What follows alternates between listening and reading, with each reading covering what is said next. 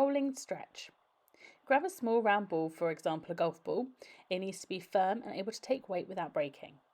Place it in front of the foot that you are experiencing heel pain in, preferably on a carpet, rug or yoga mat, to stop the ball slipping from under the foot. Sit down on a chair with your back straight. Place the ball under the heel of the affected foot. Roll the ball back and forth on the arch of the foot for 2 minutes.